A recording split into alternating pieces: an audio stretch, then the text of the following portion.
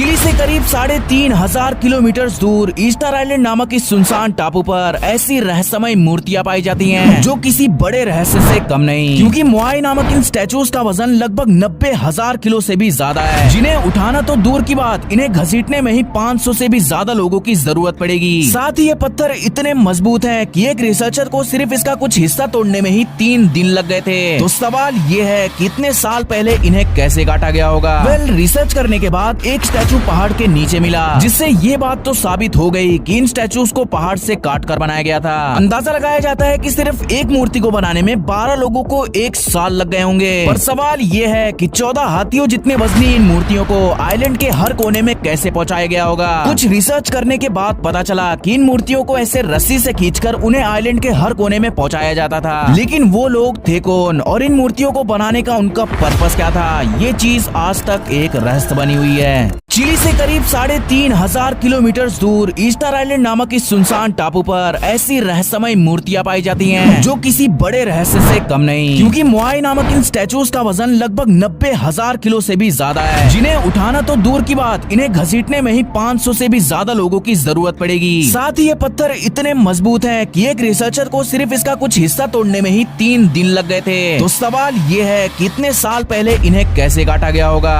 Research करने के बाद एक स्टैचू पहाड़ के नीचे मिला, जिससे ये बात तो साबित हो गई कि इन स्टैचूज को पहाड़ से काट कर बनाया गया था। अंदाजा लगाया जाता है कि सिर्फ एक मूर्ति को बनाने में 12 लोगों को 1 साल लग गए होंगे। पर सवाल ये है कि 14 हाथियों जितने वजनी इन मूर्तियों को आइलैंड के हर कोने में कैसे पहुंचाया गया होगा। कुछ रिसर्च करने के बाद पता चला कि इन मूर्तियों को ऐसे रस्सी से खींचकर उन्हें आइलैंड के हर कोने में पहुंचाया जाता था। लेकिन वो लोग थे कौन और इन मूर्तियों को बनाने का उनका पर्पस क्या था, ये चीज आज तक एक रहस्य बनी हुई है।